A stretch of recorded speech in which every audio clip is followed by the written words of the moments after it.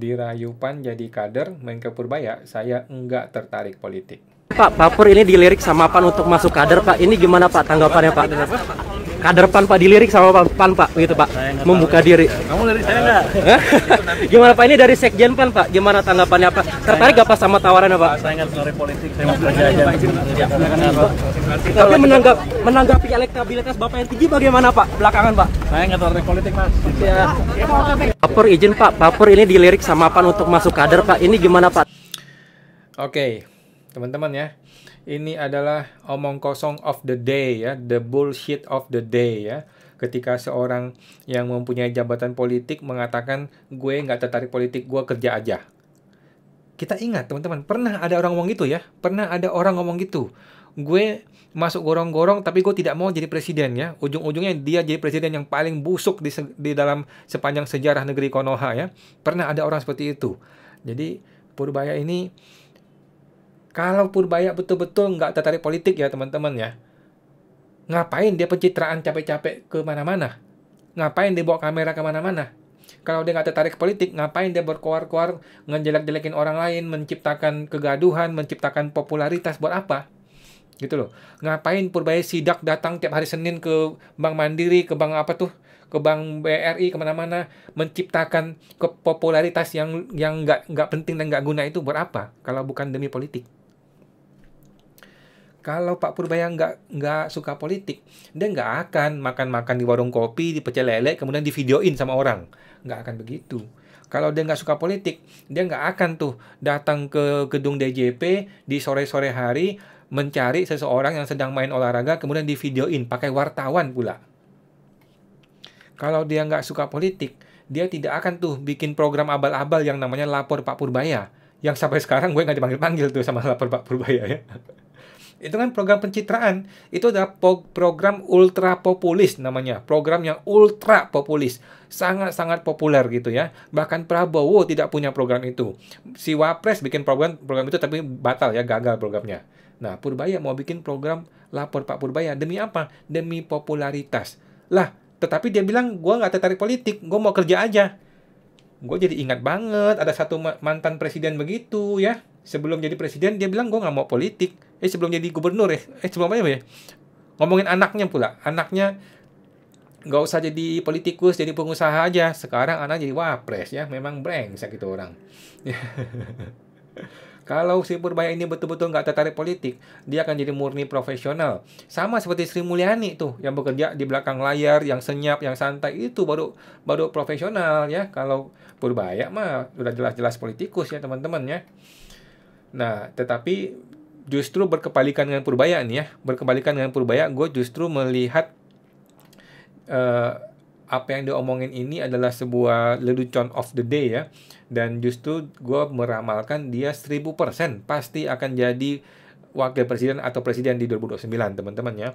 Kalau Prabowo yang nggak sanggup, mungkin mau sakit atau apa gitu ya, udah pasti Purbaya maju gitu ya. Kalau Prabowo masih sanggup, ya Purbaya jadi wakil dulu lah ya, jadi wakil dulu, nanti mungkin 2000 3000 berapa gitulah baru jadi presidennya gitu ya.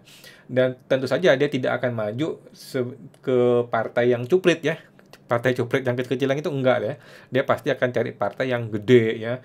Contohnya PDIP, Gerindra atau Golkar ya teman-teman ya. Gue boleh taruhan teman-teman ya. Gue taruhan. Kalau teman-teman mau kita taruhan deh ya. Taruhan Pocari Sweat ya. Apa betul dia bilang dia tidak akan tertarik politik? Kalau gue bilang 1000% dia akan jadi politikus. Akan jadi wapres kalau enggak presiden sekalian. Oke, hari ini tanggal 29 Oktober ya. Sudah hari ke-15 dari program Lapor Pak Purbaya. Gua melaporkan seorang oknum yang kali ini betul-betul pangkatnya langsung orang nomor 2 di Kementerian Keuangan. Orang di bawahnya si Purbaya ya, langsung ya. Tapi ini adalah mafia lama ya. Orang yang lama dari termulnya si Sri Mulyani ya. Namanya Heru Prambudi. Heru Prambudi adalah Sekretaris Jenderal Menteri Keuangan yang kemarin ditunjuk sama si Purbaya ya, yang dibilang kan lu orang bea cukai, anak lu di situ ya. Nah, itu orangnya teman-teman ya. Apa yang gua adukan mengenai sekjennya Menkeu ini? Oknum Menkeu ini bukan oknum Menkeu ya, oknum pegawai Menkeu ya, melindungi Suryo Utomo sesama oknum di Kementerian Keuangan ketika digugat secara pribadi di Pengadilan Negeri. Jadi dia pasang badan buat si Suryo Utomo. Oknum ini menggunakan kop lembaga pemerintah untuk urusan pribadi di pengadilan negeri. Memang kacau orang ini ya. Orang ini, oknum ini, memanfaatkan Biro Hukum Negara ya, pakai uang rakyat ya, untuk membantu urusan pribadi di pengadilan negeri. Oknum ini lagi pula tidak mau memberikan informasi PPID sebagaimana tugas negaranya dia. Gitu ya. Memang kacau si Heru Prambudi ini ya. Segitu arogan, segitu sombongnya orang ini ya. Nah, dan Purbaya masih tahu orang ini ya. Pertanyaan gua, beranikah Purbaya sikat tuh si sekjennya sendiri? Wah, jangan-jangan malah Purbaya yang ditusuk sama dia nanti ya. Tapi ditusuk secara bukan yang sebenarnya, teman-teman ya. Oke, ini Heru Prambudi ya. Kita lihat orangnya nih. Nih orang ini. Bikin Menkeu Purbaya minder gara-gara HP ya. Heru Prambudi ternyata punya harta 71 miliar, teman-teman ya. Ini tidak jauh berbeda dengan Sri Mulyani. Sri Mulyani kalau saya 77 miliar ya, nggak jauh beda.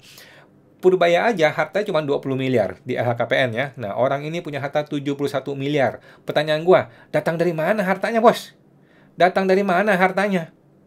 Orang bea cukai ini, Bos, ya. Orang bea cukai datang dari mana? Dari mana, Pak Pur? Coba lakukan pembuktian terbalik. Dari mana dia dapat 71 miliar dari seorang PNS bea cukai? Coba Pak Purbaya, berani nggak? Berani nggak Purbaya? Ya, jangan ecek-ecek doang, yang dihajar, yang dipecat, yang dibanting. Nih, orang di samping lu, Pak. Orang di samping lu namanya Heru Prambudi. Berani nggak, Pak? Gue sih ragu-ragu ya, Pak Purbaya ya. Koordinasinya belum Pak sama Kementerian Keuangan itu? Saya nggak tahu, saya belum tahu kalau ada surat dari perintah Presiden ya kita ikut. Cuman saya belum tahu. Berarti di 2026 itu belum ada ini ya Pak ya untuk anggaran dilebihkan untuk Kementerian SDM? Anggarannya nggak ada semua, cuman saya belum tahu untuk SDM seperti apa. Jadi belum sampai ke saya, nanti kalau sampai ke saya jelaskan. Oke, si Bahlil ini sampai membypass Menteri Keuangan ya, langsung ke Presiden ya. Mungkin orang udah bohwat ya, udah males ngomong ke Purbaya, langsung lari ke si Prabowo ya. Begitu Prabowo izinkan ya udahlah. Mau gimana lagi ya, bos gue yang bilang gitu ya.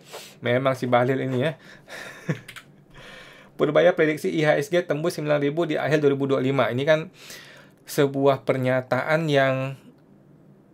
yang kayak tukang goreng saham gitu loh. Tukang goreng saham ini katanya kemarin mau menghilangkan goreng-goreng saham, Pak Purbaya. Mau menghilangkan upaya orang-orang yang tukang goreng saham. Lah, dari sekarang 8.000 ke Desember naik 9.000, itu namanya goreng saham, Pak. Mana ada IHSG naik sampai lebih dari berapa persen tuh? 8.000 ke 9.000 naik 1.000. Lebih dari 10% dalam waktu 3 bulan.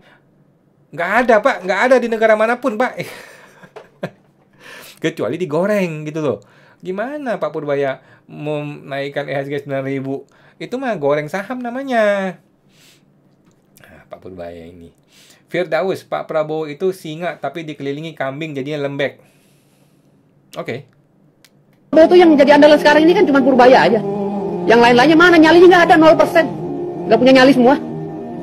Gitu. Pak Prabowo singa, tapi sayang dikelilingi oleh kambing gitu. Andai kan Pak Prabowo itu dikelilingi singa juga, selesai negara. Udah, gue nggak komentar deh ya Pak Firdaus ya. Oke. 10 bulan digantung, pelapor dugaan korupsi Kortex desak KPK periksa Sri Mulyani dan Suryo Utomo. Siap. Siapa nih? Inilah.com. Oh, dari IWPI Pak Rinto ya. Kami para wajib pajak adalah pemilik sah dana negara. Kami tidak akan tinggal diam melihat uang rakyat dibakar untuk proyek ambisius yang tidak transparan, tidak profesional. Harus ada yang bertanggung jawab. Ya iyalah. Dan siapa lagi kalau bukan Suryo Utomo dan Sri Mulyani? Pertanyaan gua, Purbaya berani nggak? Ya berani nggak sikat dua orang ini? Jangan sampai lu mau sikat dia, tapi lu yang dihantam sama gengnya mafia ini, Pak Purbaya ya.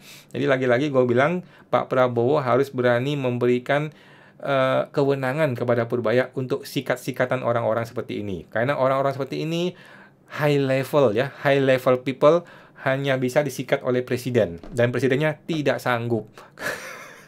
Apalagi Purbaya ya.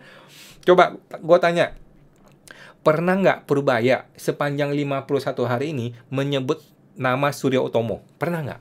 Gue tanya teman-teman. Suryo Utomo adalah oknum yang paling busuk di sepanjang pemerintahan DJP dari awal sampai akhir ini. Oke? Nah, pertanyaan gua, maksudnya busuknya bukan busuknya orangnya ya, bukan yang berulat gitu, enggak. Busuknya itu kebijakannya busuk. Oke. Nah, apakah Purbaya berani sikat dia? Sampai hari ini teman-teman, 51 hari teman-teman, tidak pernah satu kata pun Pak Purbaya menyebut Surya Utomo. Apakah dia takut dengan Surya Utomo? Kita nggak tahu teman-teman ya. Seberapa powerful Surya Utomo sejauh ini, kita nggak tahu teman-teman ya. Apakah sudah ada perjanjian orang ini akan diamankan atau akan diselamatkan? Kita nggak tahu teman-teman ya. Tetapi ingat Pak Purbaya ya, negara kita ini sudah capek sama orang-orang seperti ini Pak Purbaya ya. Kita mau butuh keadilan, kita butuh orang-orang seperti ini disikat, betul-betul dipenjarain Pak Purbaya ya. Oke, ini Pak Rinto, Ketua Umum IPI, luar biasa. Lanjut. Ditanya soal bayar utang Indonesia hampir 10 triliun, Menko Purbaya, kata siapa uangnya tak cukup? Oke. Kenapa Anda khawatir tentang utang? Ya, masih bayar utang kan uangnya nggak cukup. Kata siapa? Kalau Anda belajar fiskal kan tahu rasio ukuran satu negara bisa bayar utang seperti apa. Kaya, mau atau mampu. Jadi rating agency melihat kita dua, itu sebetulnya mau atau mampu. Dia akan memakai berbagai macam indikator macam-macam. Tapi sebenarnya hanya dua itu. Oke, teman-teman tinggal nonton sendiri teman-teman ya. Tetapi ini ada berikutnya, ada orang ini nih, si Awali Rizky ini membuat video mengenai ini ya, bahwa Purbaya masih belum mengupdate data hutang per hari ini loh ya. Dia masih pakai data hutang yang lama. Nah, ini ada indikator bahwa Purbaya menyembunyikan data hutang yang dimana informasi itu menjadi tidak transparan. Dengan tidak transparan informasi itu, dia bisa ngomong sesuka hati dia si Purbaya ini ya. Coba teman-teman nonton deh video orang ini supaya teman-teman bisa tahu, ya minimal dapat gambaran lah teman-teman ya, bagaimana postur hutang terhadap PDB dan sebagainya. Gue sih nggak ngerti makroekonomi ya. Ditegur Purbaya karena endapkan dana 2,1 triliun, Pemprov Babel, laporkan Bank Sumsel Babel ke polisi. Waduh. Pemerintah Provinsi Bangka Belitung melalui Pak Gubernur melaporkan Bank Sumsel Babel ke Polda Bangka Belitung. Wah, jadi serius nih. Perihal salah input data keuangan oleh Bank Sumsel ke BI yang jadi dasar pernyataan Menkeu pada 20 Oktober. Waduh. Katanya kita punya uang 2 triliun, tapi setelah dicek ternyata tidak ada. Indikasinya Bank Sumsel Babel salah. Makanya kita lagi melaporkan ke pihak berwajib cari dari mana sumber asal usulnya. Waduh, jadi serius ini. Wah, jadi serius, Bos. Oke. Tuh, BI aja bisa salah teman-teman ya. Sekelas BI aja bisa salah hitung. Bukan BI ya, Bank Sumsel bisa salah input ya. Ayo loh, gimana ini? Nah, ini sekarang jadi urusan hukum kan? Dan ketika ini masuk ke pengadilan, kalau ini betul-betul masuk ke pengadilan ya, Purbaya dipanggil loh jadi saksi loh. Kayak kan Purbaya yang ngomong pertama kali ya. Jadi Purbaya dipanggil jadi saksi nanti. Datanya dari mana gitu loh. Dan BI pasti mau selamatin diri dong. Jangan-jangan BI sama Sumsel ganti angkanya jadi angka yang betul. Purbaya dong yang salah. Purbaya yang dikorbankan. Wah, hati-hati Pak Purbaya ya. Jangan sampai Purbaya dilaporin polisi ya. Oke. Siapa ini? Ibu Balkis Humaira. Orang keren itu jarang awet di dunia politik. Apa iya? Nggak lama lagi bakal diganti. Nah, ini teman-teman ya. Sudah banyak isu mengenai Purbaya akan di-reshuffle, akan diganti dan sebagainya. Gue sih berharap Prabowo betul-betul bisa tahan ya. Kalau nggak tahan ya disikat juga ya. Negara kita nggak pernah takut sama orang bodoh, tapi takut sama orang jujur dan cerdas. Karena dua hal itu, kejujuran dan kecerdasan, kayak cermin yang tiba-tiba bikin banyak orang merasa telanjang. Wow, oke. Gue yakin Purbaya sadar banget gimana posisinya sekarang. Dia pasti tahu dia lagi berdiri di atas ranjau yang halus. Betul teman-teman ya, bukan hanya ranjau yang halus ya. Ini ranjau udah siap meledak ini. Dimana setiap langkah bisa diledakin orang lain. Betul. Dan gue cuma bisa berharap semoga dia punya tembok yang cukup tebal buat nahan serangan para penjahat berseragam kebijakan. Gue sangat-sangat sepakat teman-teman ya. Makanya jangankan Purbaya, kita aja nih, gue aja nih, orang yang sekedar melihat aja ya, deg-degan gitu loh. Gua merasa di posisi dia aja tuh bisa dihabisin, kapanpun dia bisa dihabisin gitu loh. Gua aja nih dipecat nih dari ikatan konsultan gara-gara oknum pajak ya. Orang biasa kayak gue loh, gimana sih Purbaya? Jadi orang ini tuh lagi versus everybody ya, lagi semua orang dimusuhin sama dia dan sangat berbahaya sekali ya. Dan Purbaya ini butuh vaksin dari Prabowo yang namanya kewenangan ya. Orang keren itu jarang awet ya, bukan karena dia salah, tapi karena dia nggak bisa ikut salah barang orang lain. Dan di negeri yang udah nyaman hidup dalam kesalahan kolektif, orang yang selalu benar akan selalu terlihat berbahaya. Oke. Ada semacam hukum sosial yang nggak tertulis ya. Kalau lo jujur sendirian, lo bahaya. Kalau lo bodoh bareng-bareng, lo aman. Nah, kok bisa kena begini kalimatnya ya? Pas banget. Makanya, sistem kita nggak pernah bisa tahan lama sama pejabat yang rasional. Karena rasionalitas itu bikin malu pejabat yang biasa hidup dari basa-basi. Dan sistem yang dibangun dari basa-basi nggak akan pernah nyaman sama orang yang logikanya jalan. Wow, kenapa gue khawatir dia nggak lama? Ya karena dia mulai berbahaya bagi banyak orang. Ya benar ya. Apalagi buat orang-orang yang selama ini hidup dari kebiasaan asal setuju, asal dapat jatah. Wah, gila kalimatnya. Ini ibu ini AI kali orang ini ya. Serius nggak ini nih? Lihat aja gimana Purbaya Yudi Sadewa mulai mengacak-acak zona nyaman mereka. Dia nolak ngalirin dana APBN ke proyek-proyek besar ya. Bahkan ketika yang minta adalah orang besar sekalipun. Ya betul ya. Contoh paling jelas adalah ketika Luhut ngusulin supaya negara bantu dana proyek family office ya. Sebuah konsep abal-abal yang nggak jelas itu ya. Kalau dia bisa bangun sendiri, ya bangun aja sendiri. Selesai, nggak ada basa-basi, nggak ada drama, katanya si Purbaya ya. Luar biasa si Purbaya ini ya. Terus waktu Luhut juga minta suntikan 50 triliun buat Indonesia, investment bla bla bla, Purbaya juga nggak mau kasih. Oke, mantap. Lanjut. Mana lagi? Dia juga nolak membayar proyek abal-abal kereta cepat WUS ya, ditanggung APBN. Mantap. Ini baru beberapa contoh ya, dan masing-masing udah cukup buat bikin dia punya banyak musuh dalam waktu singkat. Bukan hanya punya banyak musuh ya, dia akan ditarget untuk dihancur leburkan teman-teman ya. Kalau Prabowo nggak betul-betul memberikan dia kewenangan. Gitu loh. Jadi kita lihat di negara-negara yang mau melakukan perubahan ekstrim, itu orang yang mau melakukan perubahan ekstrim itu harus dapat kewenangan tersebut gitu loh. Kalau dia nggak punya kewenangan, dia yang disikat, dia yang dihancurin gitu loh. Harus punya kewenangan. Ini yang Pak Purbaya selama ini belum punya. Masa orang-orang yang masih zaman Sri Mulyani dulu masih ada semua di lingkaran dekat dia, gimana dia bisa bikin kebijakan yang benar kalau begitu ya? Gue nggak tahu apakah Purbaya bakal bertahan 5 tahun, 2 tahun, atau malah cuma 1 tahun. Tapi kalau dia jatuh nanti, gue nggak akan kaget. Karena di negara ini, kejatuhan orang baik bukan tragedi baru. Itu budaya politik lama yang disamarkan jadi formalitas. Oke. Sistem ini nggak butuh pemikir, dia cuma butuh penurut. Dan kalau lo terlalu punya otak, lo dianggap gangguan. Betul teman-teman ya. Lo boleh pintar asal pura-pura bego di depan orang yang lebih bego, tetapi punya jabatan tinggi. Anjir.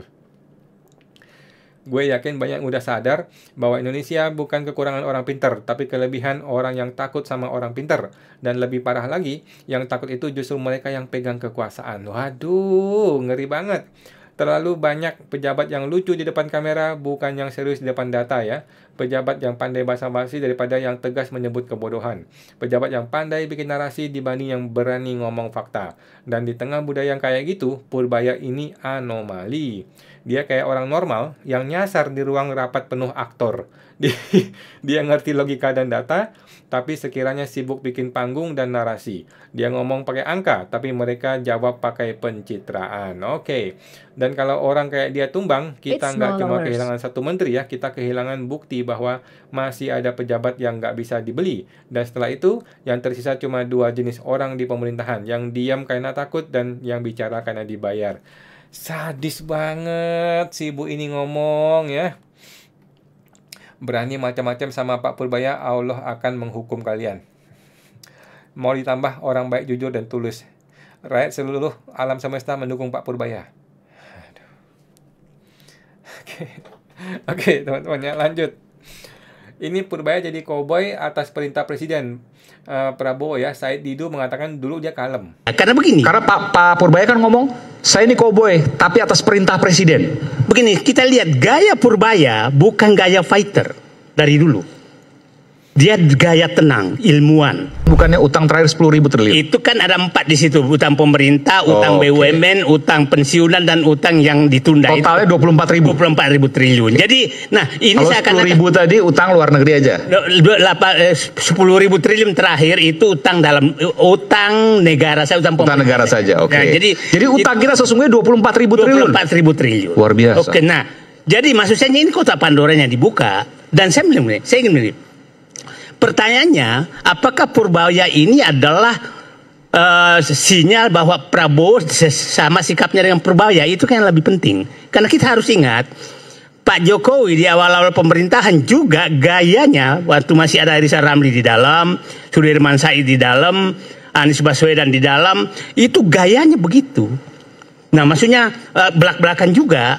Nah, jadi sangat tergantung apakah Pak Prabowo memang menginginkan gaya Purbaya. Nah, itulah saya katakan. Sebentar, kalau saya tanya, menurut Bung Said, Anda membaca seperti apa? Saya membaca iya, karena begini. Karena Pak Purbaya kan ngomong, saya ini koboi, tapi atas perintah presiden.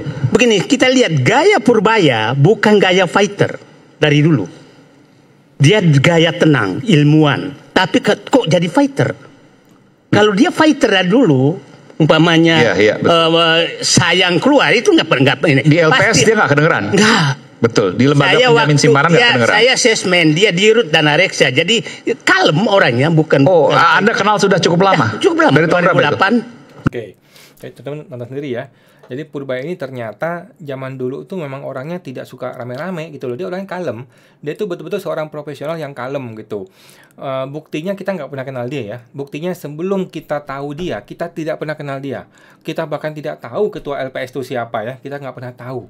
Nah, jadi ketika dia sekarang jadi rame-rame begini, Pak Said Didu mengatakan diduga ini betul-betul perintah dari Pak Prabowo. Memang iya perintah Pak Prabowo ya. Cuma pertanyaannya kan berapa lama Purbaya sanggup menanggung beban yang seberat ini dan dimusuhi oleh semua orang. Sampai kapan dia sanggup?